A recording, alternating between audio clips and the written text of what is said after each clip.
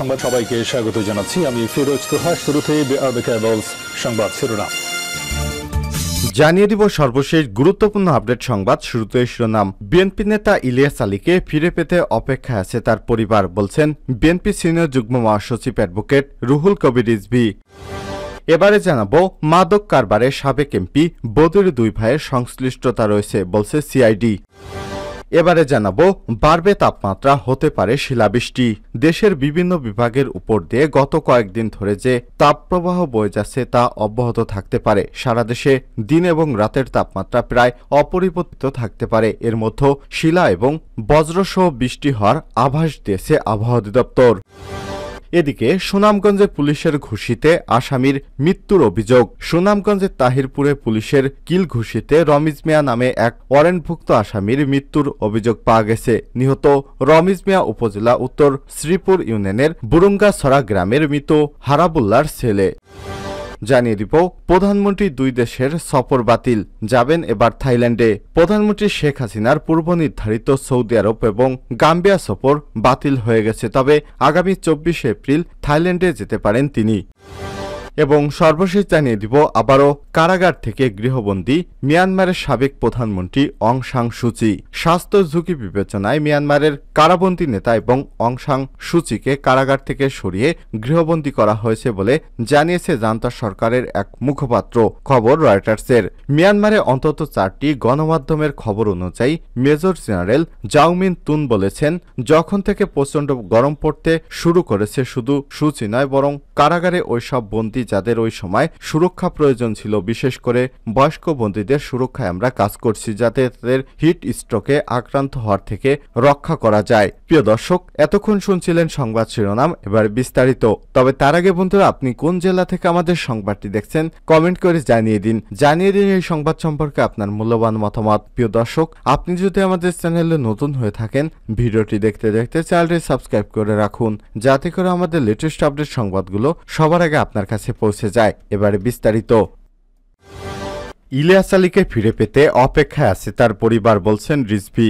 BNP senior যুগ্ম মহাসচিব advocate Ruhul Kabir Rizvi Ahmed বলেছেন, কেন্দ্রীয় কমিটির সাংগঠনিক সম্পাদক, সিলেট জেলা বিএনপির সাবেক সভাপতি, সাবেক সংসদ সদস্য এম ইলিয়াস আলীকে ফিরে পাওয়ার অধীর আগ্রহে অপেক্ষায় আছে আজও তার পরিবার এবং স্ত্রী, সন্তান এবং দেশের অগণিত নেতাকর্মী। বুধবার 17 এপ্রিল রাজধানী নয়াপল্টনে আয়োজিত এক ব্রিফিংয়ে এসব কথা বলেছেন রুহুল কবির রিজভী। রুহুল কবির রিজভী আরও বলেন, ইলিয়াস আলীর গুমের আজ 12 বছর পূর্ণ হল। শেখ হাসিনা সরকারের নির্দেশে 2012 সালের 17 এপ্রিল মধ্যরাতে রাজধানীর বনানো 2 নম্বর সড়কের সাউথ পয়েন্ট স্কুল অ্যান্ড কলেজের সামনে থেকে আইনশৃঙ্খলা বাহিনীর সদস্যরা গাড়ি চালক আনসার আলী সহ তুলে নিয়ে যায় ইলিয়াস আলীকে। এরপর গাড়িটি পাওয়া গেলেও হদিস মেলেনি তাদের। আজ জনগণের সামনে স্পষ্ট যে এই সরকারই ইলিয়াস আলীকে গুম করেছে। কর্তৃত্ববাদী শেখ হাসিনা সরকারের বিরুদ্ধে আপোষহীন সংগ্রাম এবং টিপাইমুখবাদ এবং সীমান্ত আগ্রাসনের প্রতিবাদে সিলেট অঞ্চলে গড়ে ওঠা আন্দোলনের নেতৃত্বের কারণ ইলিয়াস আলী।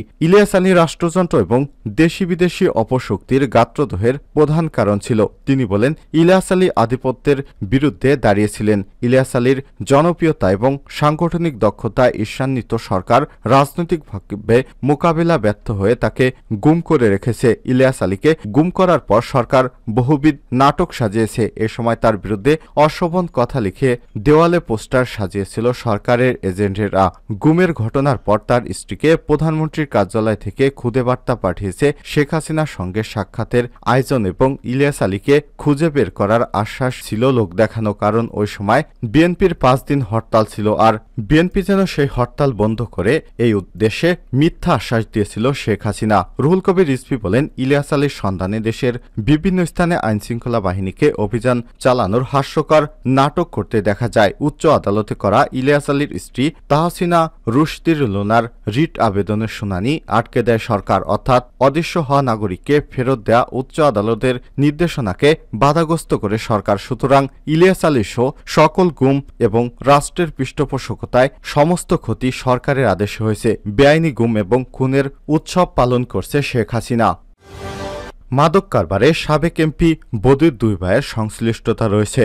মাদক ব্যবসার সঙ্গে টেকনাফের সাবেক এমপি আব্দুর রহমান বদির দুই ভাই আমিনুর রহমান এবং আব্দুল শুকুরের সংশ্লিষ্টতা রয়েছে বলে পুলিশ এর অপরাধ তদন্ত বিভাগ সিআইডি থেকে জানানো হয়েছে। বুধবার 17 এপ্রিল দুপুরে রাজধানীর মালিবাগের সিআইডির মিডিয়া সেন্টারে এসব সংবাদ সম্মেলনে এসব তথ্য জানানো হয়। সিআইডির জালে মাদকের গডফাদার বিপুল পরিমাণ স্থাবর অস্থাবর সম্পত্তি ক্রোক শীর্ষক সংবাদ সম্মেলনে এসব তথ্য জানায় সিআইডি প্রধান অতিরিক্ত আইজিপি মোহাম্মদ আলী মিয়া। এ সময় তিনি প্রাথমিকভাবে সিআইডির ৩৫টি মামলা তদন্ত করে মাদক মামলার মূল হোতাশ গডফাদার মাদক ব্যবসা থেকে অবৈধ অর্জিত অর্থ, ব্যাংক অ্যাকাউন্টে রাখা ক্রয়কৃত জমি, বাড়ি এবং ফ্ল্যাটসহ বিভিন্ন স্থাবর এবং অস্থাবর সম্পত্তির সন্ধান পায়। এ সময় এসব মামলায় অবৈধভাবে আর্থিক অর্জনের পরিমাণ প্রায় ১৭৮.৫০ কোটি টাকা। সিআইডি ইতিমধ্যে উল্লেখিত মামলাসমূহের মধ্যে ৩টি মামলায় গডফাদারের ১০ একর জমি এবং ২টি বাড়ি যার মূল্য